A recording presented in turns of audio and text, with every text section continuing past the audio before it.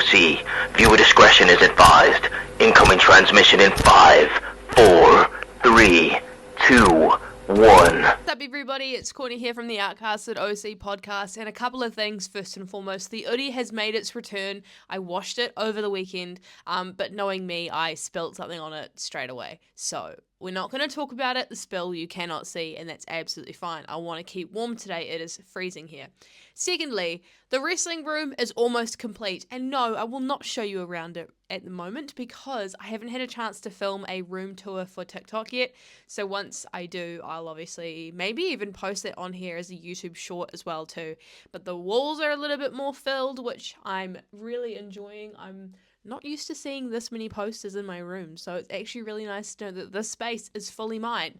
But we are going to talk about Monday Night Raw from this week. It is the go home episode for SummerSlam, which is happening this weekend. I am super excited for SummerSlam. I think it is going to be a joyous occasion. I always enjoy SummerSlam.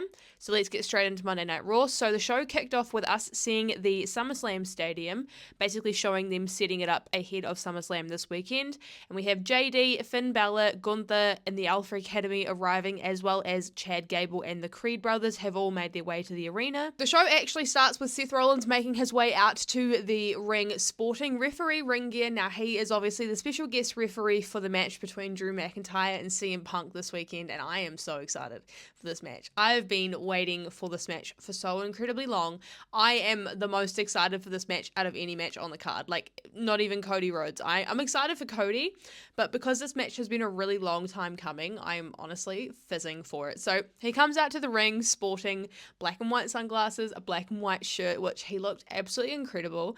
He wore black pants and some really nice zebra print striped shoes, which Pat McAfee actually mentioned that his shoes have stripes.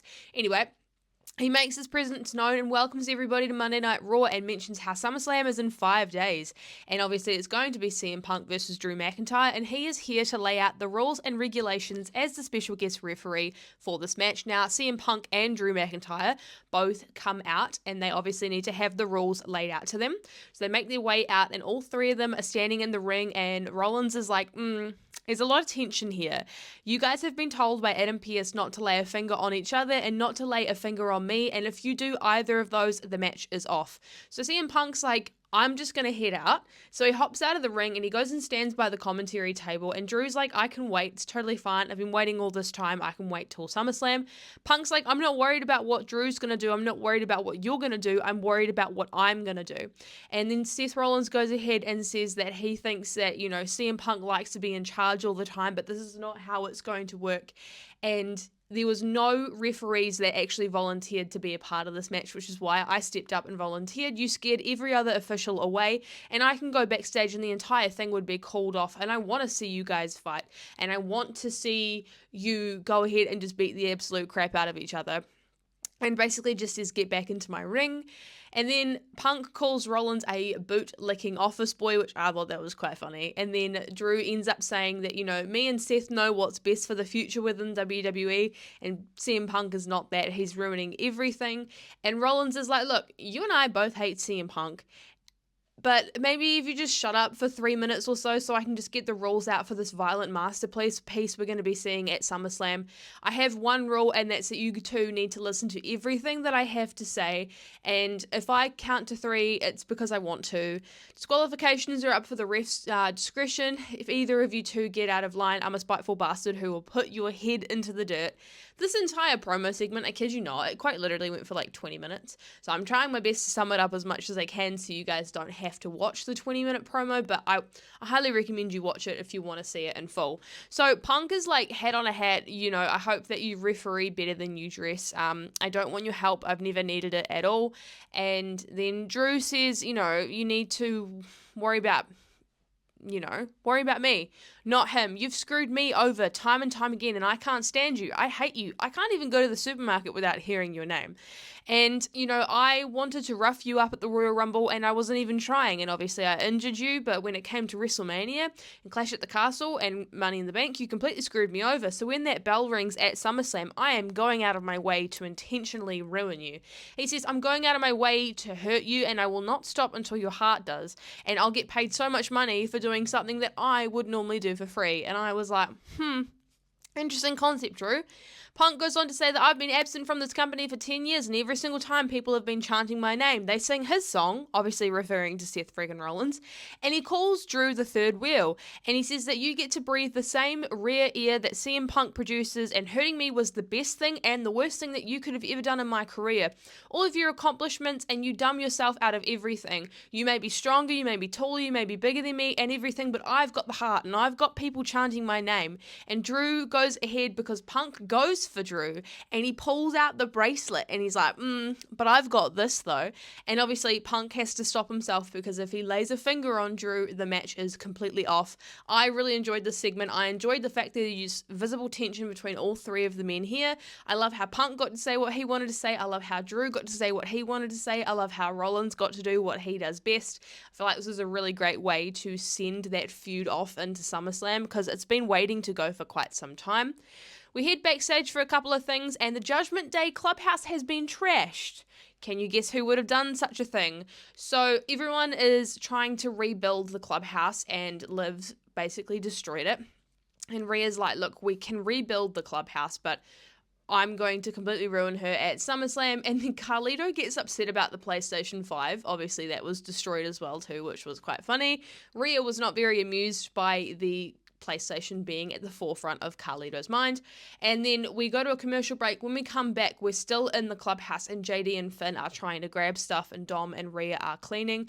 Damien is upset by the entire thing because he knows that it was caused by Liv Morgan and he's aware. He's like, come on guys, like, how did you not see this was going to happen? And then Finn talks about how he is going to basically fix the problem of Gunther all alone. Now, last week, Gunther called Damian Priest and the Judgment Day street trash. So obviously Finn wants to go ahead and beat down on Gunther ahead of SummerSlam to kind of show him who's boss and show him who's not street trash. After all of that talking, we have our first match of the night now. It is a tag match between Alpha Academy, so Akira Tozawa and Otis taking on the Creed brothers. Now, this was a really great match. I do think the Creed brothers got a new entrance theme, which I'm not super thrilled about.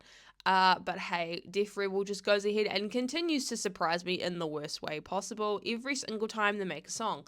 Anyway, let's talk about the wrestling, not about the music here. So the Creed brothers were in charge at the start of the match, and then we see Otis clotheslining both of the Creed brothers, and then Akira gets tagged in, and his quickness and agility is definitely on display, and he flies through the ring ropes, but he ends up getting folded by the Creed brothers, and Otis comes in and just completely wrecks shop. He ends up catching Julius before he caterpillars across the ring, and then the Creeds end up double teaming Otis.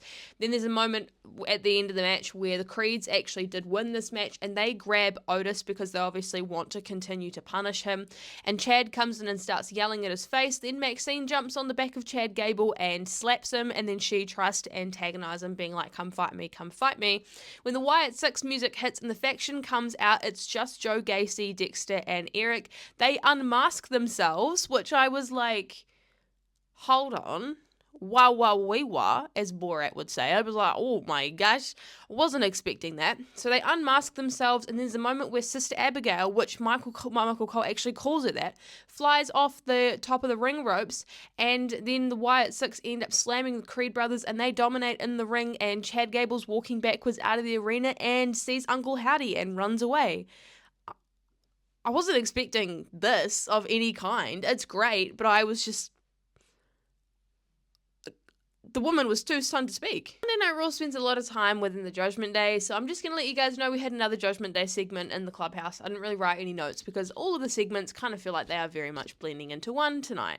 Have you guys started to see Monday Night Raw is very much just about the Judgment Day? Because it is. Then we have our second match of the evening, which is Sheamus taking on Bronson Reed. Now, this match was a lot longer than last week's match for Sheamus because it actually got to happen.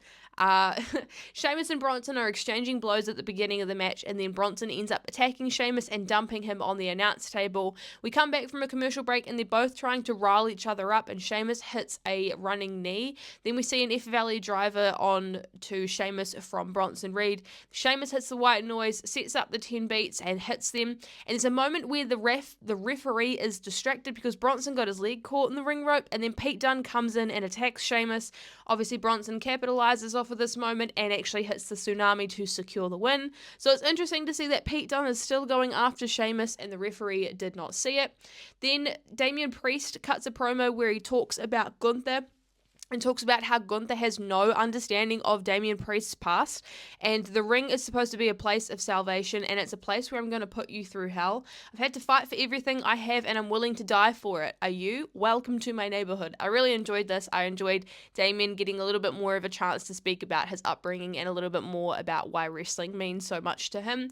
Bron Breakker got to speak for a lot longer than 2 seconds as well too, which I really enjoyed this. He cut a hell of a promo, but the gist of pretty much what he said was that he was saying that he didn't take Sami Zayn very seriously at Money in the Bank, but he needs to do that at SummerSlam, and there's not going to be anywhere for him to run. He was basically saying how Sami Zayn is prepping for his life outside of wrestling, which is just going to be comedy shows, and the way that like Bron Breakker was selling this and like saying it to the camera was just so incredibly funny.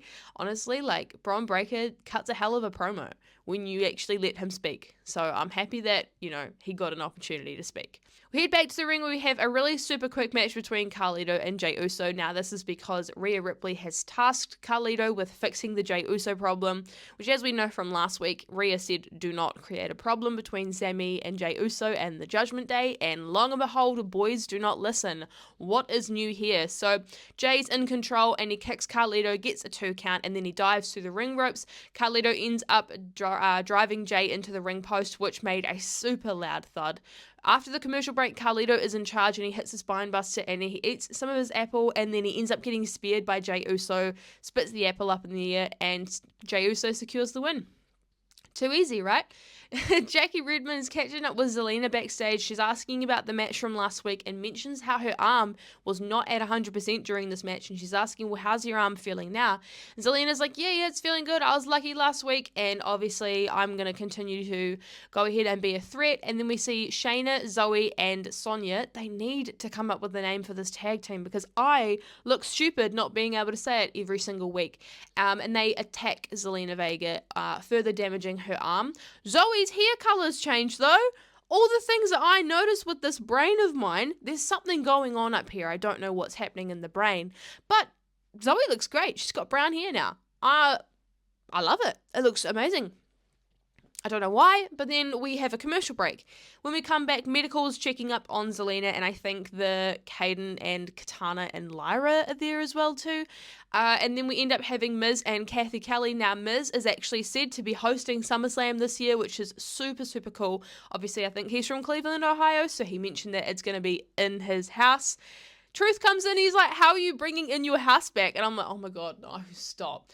They just start arguing about food and hors d'oeuvres, and it's just typical Truth stuff, Honestly, it's just what we expect from him these days. Then we get to see a clip of WWE taking it on Japan. They obviously had a tour a couple of days ago, which was super cool to see a lot of the clips and a lot of the photos from there as well. Looked like they had a really great time. We head back to the ring where we have Xavier Woods finally taking on Karrion Kross one-on-one. Was this a long match? No. Did the right person win? Yes. WWE finally got something right, in my opinion. So Xavier's unloading on Karrion, and then we end up seeing Xavier taking control. After the commercial break, Karrion's in control of the match. He's punishing Xavier, and there's a moment where Xavier tries to chop down on Karrion. AOP gets involved on the outside, and then Xavier is still in control until Karrion gets the upper hand and secures the win.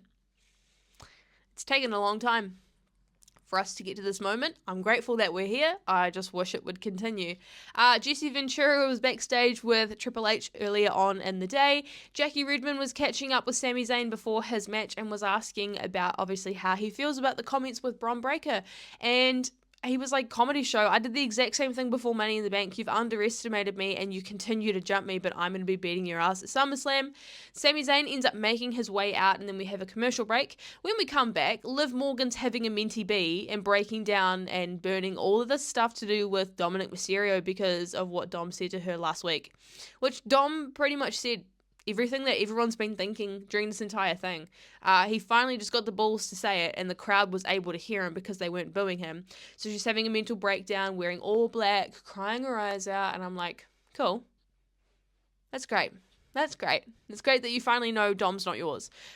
She finishes the promo by basically saying she's just going to beat Rhea, and she's going to continue to be the Women's World Champion after SummerSlam. It is what it is. We can't always get what we want, can we? But speaking of getting what we want, Sami Zayn finally, actually had the match. So he was up against Dominic Mysterio. So they end up working each other really quickly on the ground. There's some really great opening sequences, and then Sami ends up hitting a really nice springboard moonsault.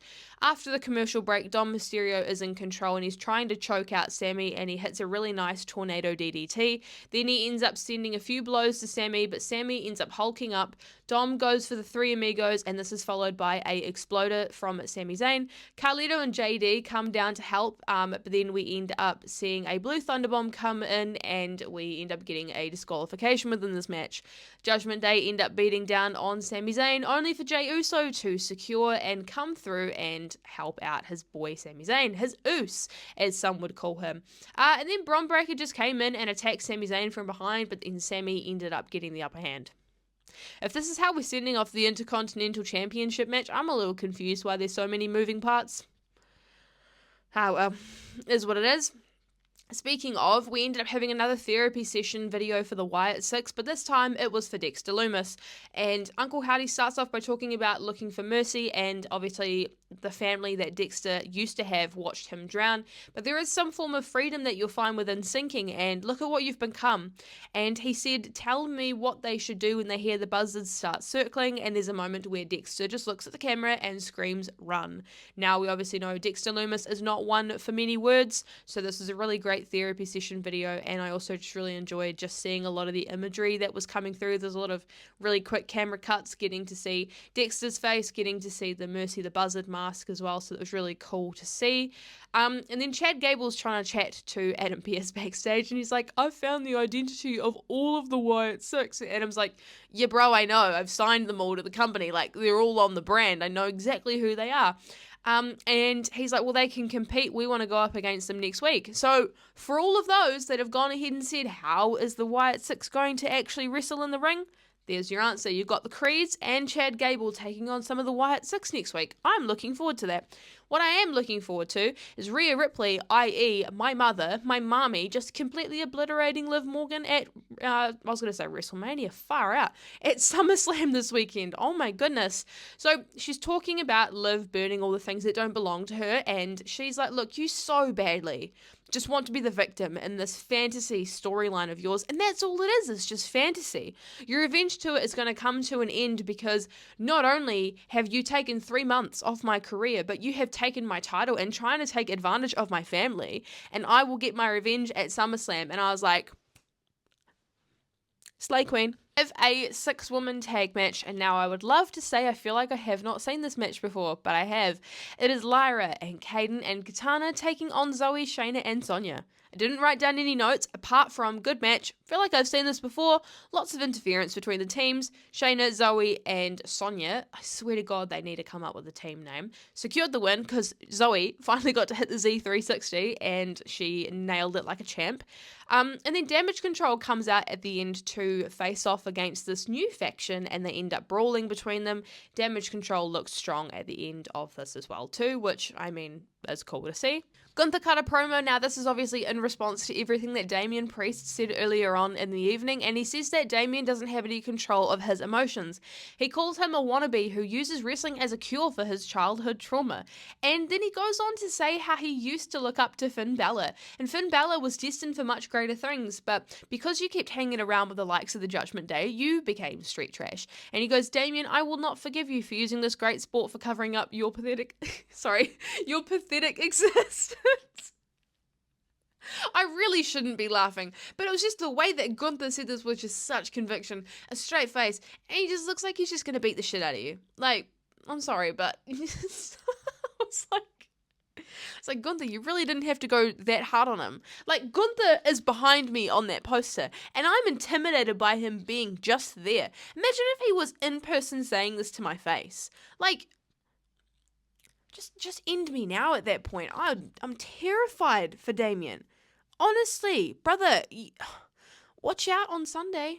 Kathy Kelly's catching up with Damage Control after they have returned, and they are speaking in Japanese. Io and Kairi are speaking in response to Kathy in Japanese, and then Dakota goes on and says, we've been gone, and that's why they think that they're running this place, but we are going to reestablish order, and Sonya, I want you next week, basically, in a match. So, yay for Dakota finally getting a singles match. I wish it was on a PLE, But nonetheless, I'm happy that my girl is finally getting some time because, hello, she can wrestle. Back at the Judgment Day Clubhouse, and they're all arguing over everything that's been happening with Jay and Sammy. And Rhea's like, look, I told you guys this last week. I don't know why you decided to pick fights with people that you don't need to pick fights with. We need to be focusing on, on SummerSlam.